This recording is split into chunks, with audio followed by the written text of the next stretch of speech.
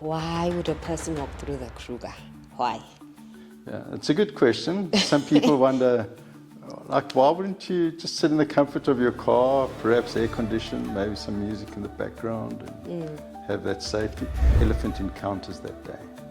It was a really tough day. And I don't mean physically, I mean emotionally.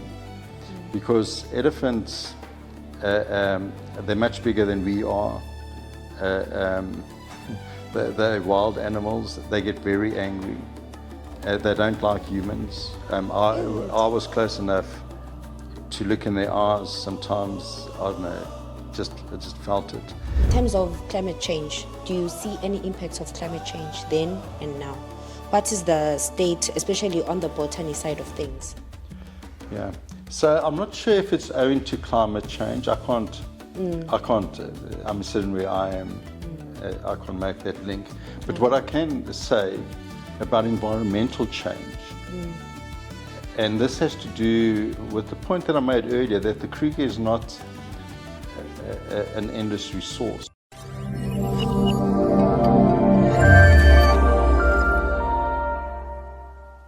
Hello, Eswatini, Africa, and the world. This is the second episode of Green Talk. So we are debuting our office, or rather our studio, in this episode, and we're so proud for the miles that we have grown in as Green Talk. It's powered by Climate and Environment News Network Eswatini. You can simply call us Scene. We know the name is quite long, so keep it to Scene. So today, still I'm the host, Phumelele Mkhonda. Today we have a very exciting guest with us. So imagine this. Would you go 200 kilometers through Hlane, 400 kilometers through Lilwane, or any kilometer through any game reserve? I think I know the answer. It's probably no, you wouldn't. So today we have someone who walked through the Kruger, 600 kilometers through the Kruger, facing lions like this. Okay, that's an exaggeration. But today I have José, our guest, José Neves. He's the author of Walking Wild, a book which was actually launched last year. He went through a tour, right? Last year. And he actually launched his book in Malken's House on Fire last year in June. And today we are happy to have him here and to host him. José, how are you?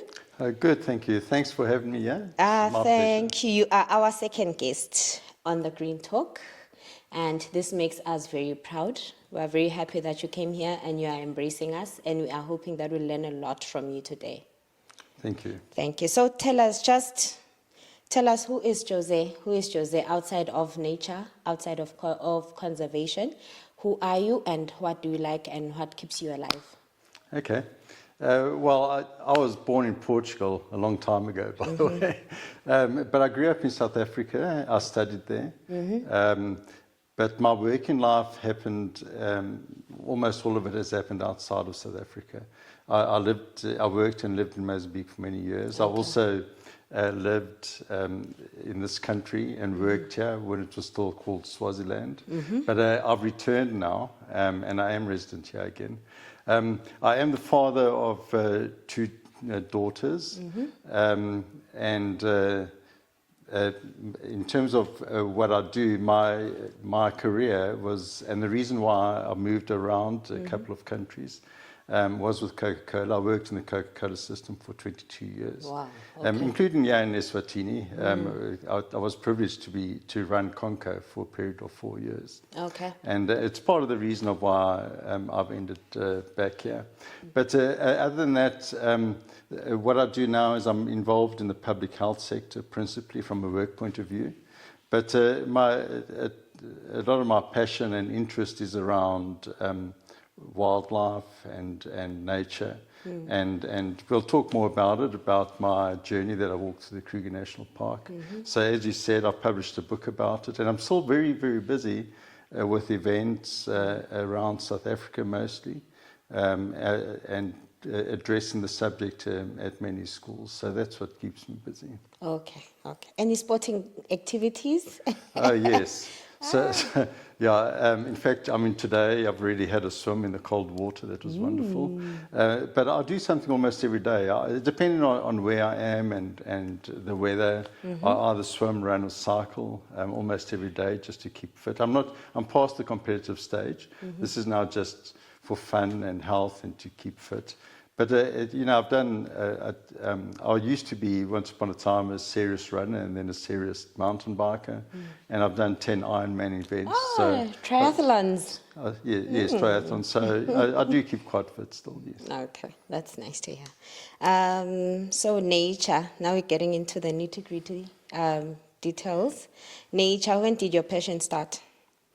Well, I think I was born with it because I just find being in nature is so therapeutic, even spiritual in a way. It's a very, it feeds the soul spending time in nature outside of the city and outside of technology and the work environment.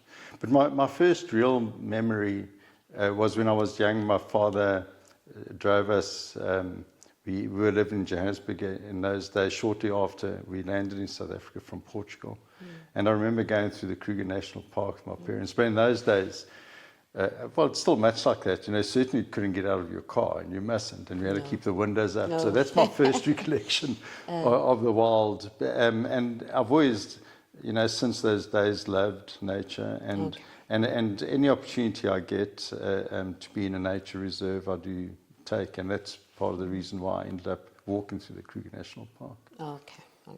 So would you say you are an adventurer or a conservationist or a storyteller or all? Yeah, I think the simple, easy and probably most accurate answer is to say all.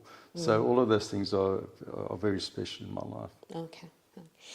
So there's one question which probably everyone has by now, why would a person walk through the Kruger? Why? Yeah, it's a good question. Some people wonder, why wouldn't you just sit in the comfort of your car, perhaps air conditioned, maybe some music in the background, and have that safety? But when I heard, and it took me quite by surprise, I was at a bird hide near Letaba Rest Camp a few years back, just as a tourist in the Kruger, and I saw this poster that said, follow in the footsteps of giants, hike the length of the Kruger National Park. And I thought, that's hike through the park? I didn't even know that you could do that. And it was at the time that this initiative had just started, organised by the Sandparks Honorary Rangers, to hike the length of the Kruger National Park. And so, to me, it just sounded like an amazing opportunity, an exceptional thing to do. And so I signed up to it.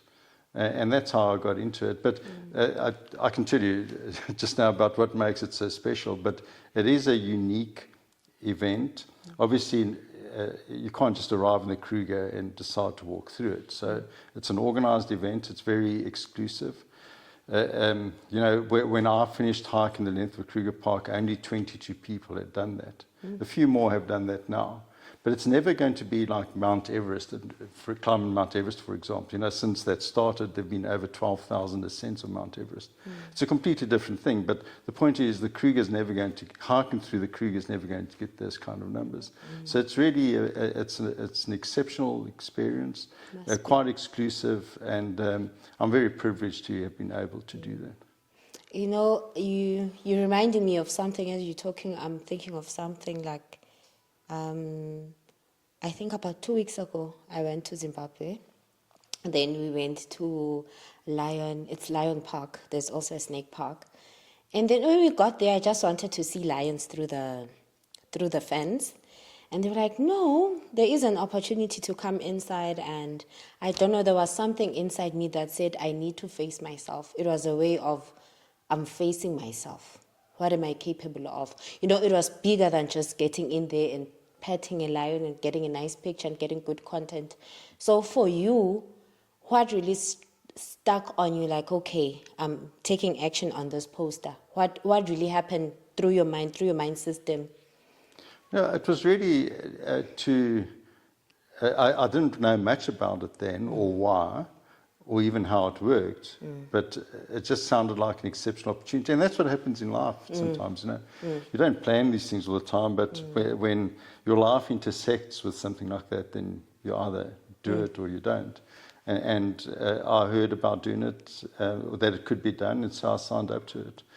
I did wonder about things like the danger. I mean, practically, how do you do it? I mean, it's because I then heard that it's hiking all the way from Crook's Corner up in the north to Malalan Rest Camp in the south, in the Crocodile River. I mean, that's over 600 kilometers if you're not walking in a straight line. But so I wondered how you do it, because it's unsupported. By that I mean, you've got to carry everything. You sleep anywhere, you carry all your food on your back, your water that you need to find somewhere. So all those questions went through my mind, but you know, it is doable, and I've done it now, so I can answer those questions now. But it was really, an intriguing and really extraordinary thing to do, and that's why I did it. Okay. No, I get it. I get it. Now, how did you prepare? I'm sure the preparation was, you know. That's a good question, and I nearly didn't make my preparation. So when I was able to sign up and to do this and get into a group, so I joined. It's walked in a group of 8 people with 2 armed guards. So when I managed to get into one of those groups, even though I was fit, I was still doing Ironman triathlons at the time. So generally I was fit. Though I'd recently just had a shoulder operation after a crash in a mountain bike race, but I needed to train for it. And I thought, you know, in terms of being able to walk, because you're walking about 20 kilometers a day, but with a heavy backpack that weighs over 20 kilograms. Are you serious? I'm serious, yeah. Wow. So you need to be fairly fit and tough to do it. Wow. So I knew in terms of just the endurance and the distance, I could handle that. What I wasn't really ready for was having all that weight on my back. So what I did is, I was living in Port Elizabeth at that time in South Africa. Gebeg, as it is now. No. And you say it better than I do. And the Tsitsikamma Forest Hike is in that vicinity, more towards Knysna way and George. And so I went and did 2 hikes through the Tsitsikamma, not the whole thing, but I did parts of the Tsitsikamma Trail. And that with a heavy backpack, I put some bottles of wine to add extra weight. There was more to it than that, but I put enough weight in my backpack, and I did hike the Tsitsikamma Trail with a backpack, some tough legs, lots of climbing, just to get used to it. So that was part of my preparation. Okay. And then I'm a bit curious, the mental preparation, was there any mental preparation? Yeah, there has to be. So you need, because it is fairly tough. You know, in some cases, many cases, over 20 k's a day in tough terrain with lots of weight on your back. So you need to be able to endure that. Because of my history with many endurance events, including 4 full Ironmans, which take you like a whole day to complete. Now, I think mentally I was ready for that. Okay. But the first thing is to have done some preparation, be fairly fit, and be in good health. And if you've got those things, you can do it. Age is not a big factor. We had Corey, who walked with us. He turned 70 while he was on the trail with us. So age is not a big factor, provided you are fairly fit and healthy. No, I get it. So how did a typical day look like during your hike? Okay, so we mustn't really leave the tent while it's still dark. Well, in fact, during the night, don't do that. It is dangerous. But normally at first light,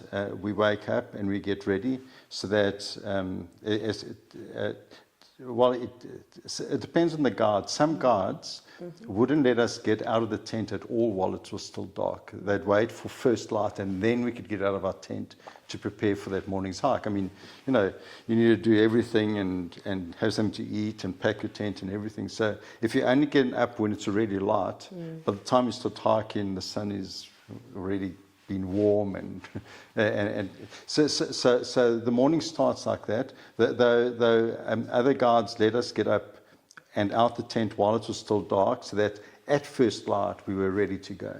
And typically we'd walk. Now, I didn't have a watch with me. It's part of the specialness of what I was doing, is complete detox from technology, time, and everything. So I've got an idea of what time it was, but we'd be ready to go at first light, and we'd do quite a lot of walking. I think probably the equivalent of about 2 hours or so before we'd stop for breakfast somewhere, and then we'd have breakfast, and then we'd walk for another couple of hours, and then we'd stop for lunch in the heat of the day. And the lunch break is a long break, and normally we'll always find a shady spot. In the northern parts of the park, where there are many baobab trees, we often made lunchtime camp in the shade of a baobab tree. But other than that, you know, either where there's a cliff or big trees, we'd do that. And then the lunch break always includes a sleep. So it's long enough, I don't know how long, but it's long enough to even have a nap. And I found that quite important. And then you're ready to go. So that also, by the time you stop for that lunch break and the nap, you've done a big part of the day. And then ideally, then there's only a short hike left, and then you're at the place where you're going to make camp for that night. If there's enough light, we carry a portable shower. It's really just a rolled up plastic bag, and then you put, if you can find water for it, then we fill it with water, and you hang it in a tree and have a shower underneath it. But you can't do that every day. Depends if whether or not you can get water and if there's enough light. And then we have dinner normally as it's getting dark, and then you're in your tent. You mustn't leave your tent after dark. In some places where it's safe enough to do it, like on riverbeds, we'd make a fire, and because we're all together in like a little campsite that we've made, you know, it's safe to be out, and we're all together, so it's safe. But I'd make a fire and then go to bed and rest. Just for myself and for viewers, why aren't we leaving our tents at night? No, because it's dangerous. I mean, on many occasions, there were elephants walking around us, lions, hyenas, at night. If you don't leave your tent on your own at night, you're vulnerable. If there's a lion stalking, you wouldn't have heard it, you wouldn't know it's there, you could be taken out. I did make that mistake one night of mistiming. I needed to do my thing, and I did step out, and I got back safely, obviously, but I must have forgotten where I was, and I was like halfway doing what I had to do when I realized where I was, and I scurried back to my tent. But it is a dangerous thing to do, and those are the rules. At night, do not leave your tent, because it is dangerous, just for that reason. I have many questions about leaving tents at night, but yeah, let's move on. So what was your toughest moment during the walk? Like one which really stuck with you, like a really tough moment? It was probably on the first day of the second leg, because we had so many elephant encounters that day. It was a really tough day. And I don't mean physically, I mean emotionally. Because elephants, they're much bigger than we are. They're wild animals. They get very angry.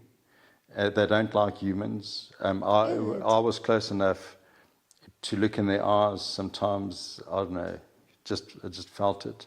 And we had elephant encounters on other days too, but on that first day of the second leg, we had so many elephant encounters. And I remember we got to this water hole, which is actually a hot spring, one of only two in the Kruger, where we're making camp at night, and there's no water anywhere else around there, so we had to get water from that spring, and that's where we made camp that night.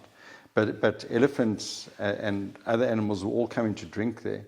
And we just had to wait for them to leave before we could go get water. And while we were waiting, despite having many encounters during the day, elephants kept on coming at us.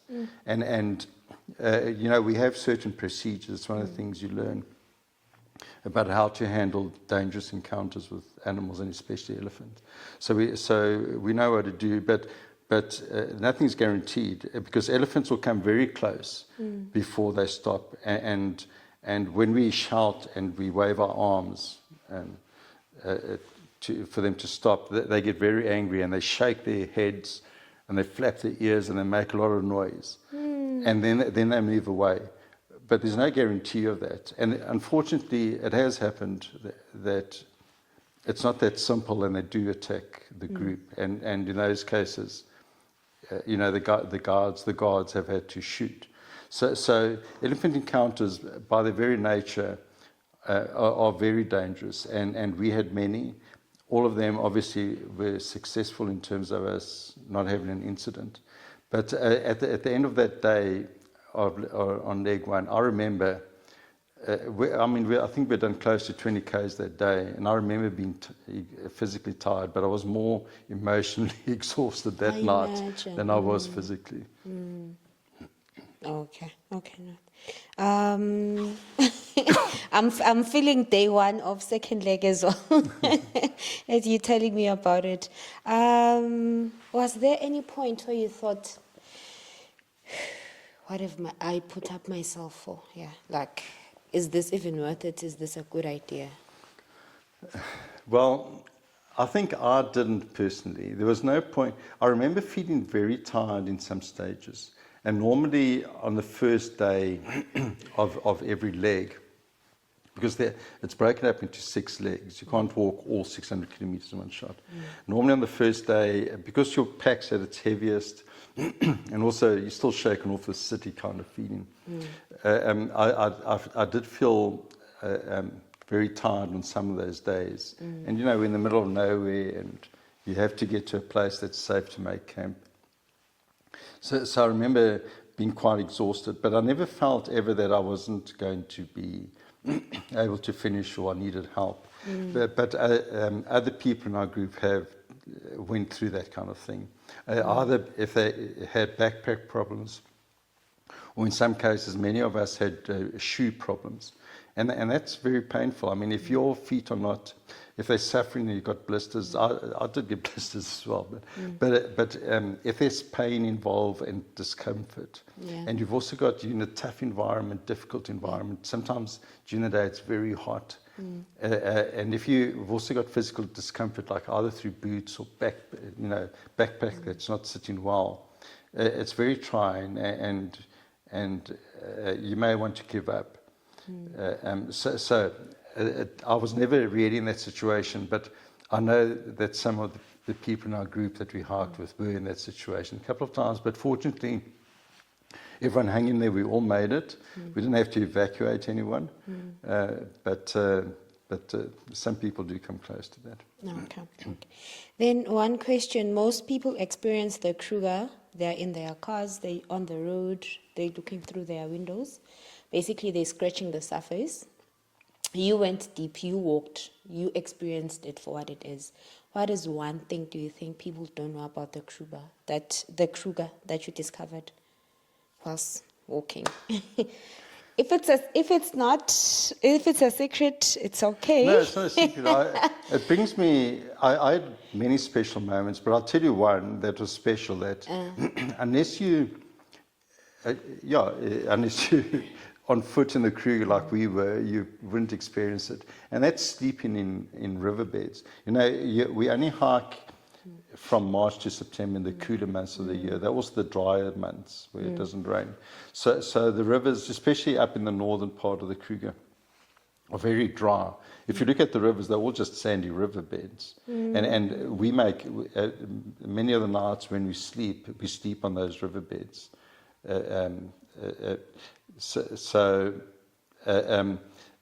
But one of the most special was on the Biamiti River.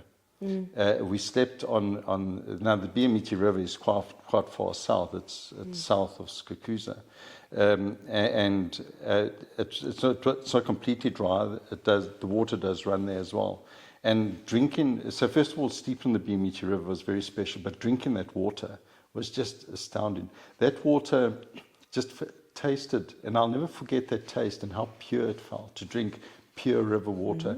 And the nice thing about the Biamiti water is that, there are many rivers in the Kruger Park, but only 6 of them originate in the Kruger Park. Most of the big rivers actually come in from outside the Kruger, so they bring with them, unfortunately, a lot of pollution, and it's not pure clean water.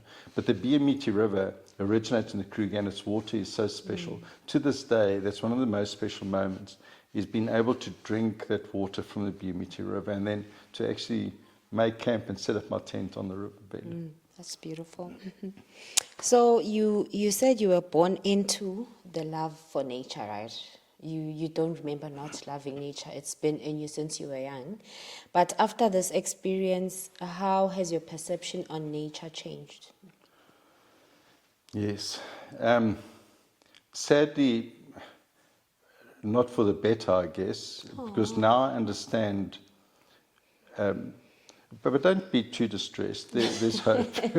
And doing the kind of work that you do is a great part of it, and getting the message out there and awareness around the Kruger, because that's fundamentally important.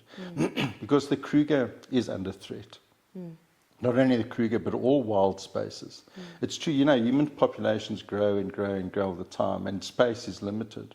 So the Kruger is under threat to a large extent owing to human influence. One of the things is pollution. And sadly, people don't pollute inside the Kruger, generally, 99.9% of people don't. But when there's floods, especially the Olifants River and the Taba River, because there's a lot of human population outside the Kruger on those riverbanks, they bring a lot of pollution into the Kruger. So that is quite sad.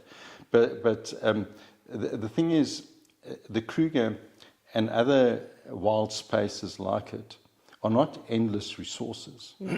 So the one realization I had through what I did is that, I walked the whole length of the Kruger National Park, from north to south, carrying everything on my back in 36 days of walking. That's not a lot of days, in the bigger picture. If I can walk through the Kruger over a period of 36 days north to south, it's not an endless resource. And yet it's got to contain all this biodiversity, all these animals. Yes. And it's a relatively small space. And there's a lot of human influence in the Kruger. Don't get me started on poaching now. And not just, I'm not just referring to rhino horn or elephant tusk, but there's other things going on, like there's a lot of vulture poisoning. And that's very damaging to the circle of life. So vultures are like the undertakers of the Kruger, of wildlife, and the Kruger National Park especially. And if you're taking so many of them out through poisoning, you're damaging the circle of life in the Kruger. But the biggest threat to Kruger, in fact, is right now, I would say, is bushmeat poaching. Because there's hundreds of thousands of people, if not millions now, on both sides, Mozambique side and South African side, around the Kruger. And unfortunately, a lot of them are hungry, and they see like food inside the Kruger. So bushmeat poaching is actually the biggest threat to the Kruger. So all those things, and we saw evidence of that. It's quite sad that, we were walking places where I thought no humans go. Because we don't follow roads or anything when we do what we did. We walk, it depends on where the animals are and what we're trying to avoid and go. So I really thought we were going to places where no humans go. You won't believe how many times we saw human footprints or boot prints in places that they shouldn't be. What are those? Those are not tourists. Those are poachers.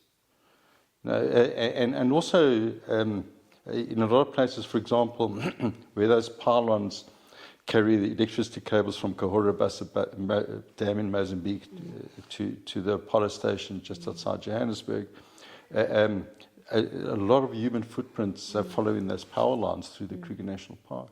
So there's definitely a very big human impact on the Kruger. Yes. And it just shows you the need, the need for us to protect and to ensure the sustainability of the Kruger National Park and other wild spaces like that.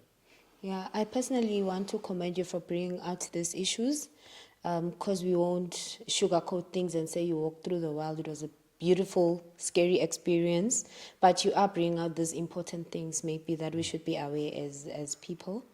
You said you started going to the Kruger when you were younger, right? So what's, in terms of climate change, do you see any impacts of climate change then and now? What is the state, especially on the botany side of things? Yeah. So I'm not sure if it's owing to climate change. I can't, I'm sitting where I am, I can't make that link. But what I can say about environmental change, and this has to do with the point that I made earlier, that the Kruger is not an endless resource. And whilst in recent years and decades it's been expanded through the program of bringing in, of pulling fences down and bringing in the private reserves into the greater Kruger, that's been a great initiative. And it's certainly expanded the geographic area of the Kruger and allowed for more animal migration. But still, one of the biggest environmental issues is elephants and the effect that elephants have on the environment in a closed space. So because elephant culling is still banned by CITES, or the trade in elephant tusks is banned, and there's no more culling of elephants even in the Kruger Park. Their population is exploding. And in some of the eastern parts of the park, especially in the middle to southern eastern parts, there are plains, grasslands with very few trees, and it wasn't always like that. And a part of the reason is because the expanding or the exploding elephant population, and elephants in a closed space, in a limited space, are very damaging to trees. And you do see that. I'm sure, in fact, some places like the Lidunda Plains have always been grasslands with very few trees. But there are new areas developing where too many elephants in that space. The balance of nature, the fauna and the flora is not really working out too well, so the number of trees is going down. And those things, I know the Kruger authorities are very aware of it, and in terms of long-term plans, there are plans for that, but they do need to be addressed. Yeah, the thing is, MEAs are quite tricky. It's international bilateral agreements and yeah. Okay, thank you so much for educating us. So many people fear the wild, right? They fear the wild, and after spending so much time in the Kruger, walking there, which do you fear more, the wild or people, or humans? Yeah. Okay, so the wild is dangerous. One of the things I learned from doing what we do is how to manage and handle animals. If you need to understand the safety zones of animals, never surprise a wild animal, especially like an elephant or a cat or something like that, because then you will probably be killed. And never run. So we learned things like that. Never run. You're never going to outrun any animal. And there are techniques to withstand and survive an encounter with wild animals. The first thing to not do, of course, is to run. Don't run, because you won't survive that. But we learned lessons in terms of how to handle situations with animals. But try and let them know early enough that you're there, so that you don't surprise them.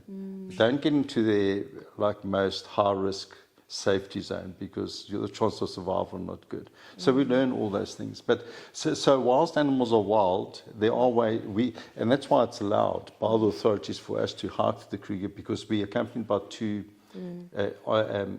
very well-trained guards who know what to do and manage that. So the wild can be managed. The human side of it, unfortunately, humans do have an impact, provided it's respected and that humans are educated and communities are educated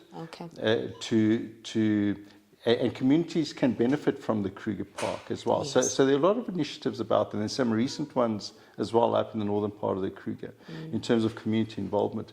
So there are solutions to that, but we do need community involvement and education. And then human development can happen in order to ensure the sustainability of it. Because if we don't get that right with the communities around the Kruger National Park, the sustainability of the Kruger is at risk. The balance of life in the Kruger is, the balance and the circle of life in the Kruger is at risk if we don't get that right. But we can. There are many examples of where community involvement does work and does help with the sustainability of the Kruger National Park. Okay. Now let's come back to conservation on a generic basis. What role do places like Kruger play in conserving biodiversity across Southern Africa? Does it play any role in conserving biodiversity? Yes, it does, because whilst the big... so this is far more than about the big five, but I think the big five are fairly secure because we have a lot of interests now, and there's a lot of... tourism is a big industry, and there's a lot of... locations now in South Africa outside of the Kruger that have the big five. Tourists generally do want to see the big five, so that's always a big draw card. Oh, yes. So that's pretty safe. It's more the smaller things and the balance of biodiversity that's important, and the balance between fauna and flora. And I sort of touched on the issue with elephants, but there's solutions there too. But the Kruger, I'll give you an example with a pepperbark tree in the Kruger. So the Kruger used to have, the pepperbark tree is a fairly quick growing tree, relatively speaking. But it's a tree that has amazing medicinal benefits to humans. Nice. But unfortunately, over a long period of time, communities outside the Kruger went in to either take the bark or the roots of the pepperbark tree. And communities have now been educated that you don't have to do that. You can use the leaf. It has the same medicinal benefits. So the Kruger has been one example where there have been initiatives now driven by the Kruger authorities and by the Sandparks and Honorary Rangers to educate communities in planting pepperbark trees and then harvesting the benefits of the pepperbark tree through using the leaves and not taking the bark and the roots. So that's one example where the involvement of local communities has benefited the biodiversity of the park. Okay, so let's bring it back to your book. I've got two questions. Question number one, bang. What's one main lesson a person can take from your book? What was your aim or your education aim, objective in the book? Number one. Number two, if someone wants to buy the book, where can they get it in Eswatini? Okay, so to answer your question, your first question, the takeaway, I think I mentioned it already. It's the fact that the Kruger is not an infinite resource. I walked the whole length in 36 days. We need to be careful with it. We need to look after it and preserve it. So that's the thing about the book. So here in Eswatini, it's available at, I know at Quasi Swazi, at where Swazi Candles is, that area. There's a bookshop there, they sell it. And I know all the big five game parks, lodges, at the entrance gates and lodges, they sell the book as well, they have it. Also Foresters Inn has it. So those are the ones that I know. But the book is available in Take-A-Lot. It's also available in e-book format and also in audiobook. And if you go to my website, the links to acquire it either in ebook or audiobook are there. And then where can people find you online? Everyone is now here. So where can they find you? Okay, if you go to my website, www.neves.co.za, you'll find what you need there. But I also have an author page called José Neves, author. And I have many followers there. And if you go there, we've got a lot of updates, including about my new book that's going to be published later this year. Ah, is that a surprise or it's something you'd want to tell us about briefly? I can tell you about it briefly. It's the book. The title is sort of settled. It's going to be called Branded. And whilst Coca-Cola is a big part of the book, because a lot of my life revolved around Coca-Cola. It's not just about the brand Coca-Cola. It's also because in fact, I'll tell you what the tagline is. That goes with branded is branded by religion, coloured by politics, scarred in sport. So it's really about all those three things and how they've had an impact on my life. Oh, that's beautiful. That's beautiful. And then rapid fire questions, my favorite part. Favorite animal? It's a leopard. I love cats and the leopard is my favourite. Perfect. Sunrise or sunset? Sunrise. Coffee or tea? Coffee. I don't know why I'm not shocked. One thing you couldn't hike without? In the Kruger, with all that weight on my back, without a walking pole. A walking pole makes a big difference. Walking pole. Yes. One word that describes Kruger. It's iconic. There's no other place in the world like it. Okay. Which chapter of the book is your favorite on Walking Wild? I think chapter 3, because it was by far the hardest, toughest leg for a lot of people, including for me. But it's also a leg where we had so many interesting encounters and incidents, including a massive storm on the last night that we were lucky to survive. Okay, maybe I'm exaggerating a bit now, but we had a massive storm on the one night on leg 3. So there's a lot of exciting stuff on leg 3. Okay. And then we're about to wrap things up. So I need you to advise other people who are aspiring to walk through the Kruger, or at least have the same experience. And then I wish for you to advise people like me who wouldn't mind to hike for only 2 kilometers in the Kruger, not more. Or what's available, what's out there for everyone.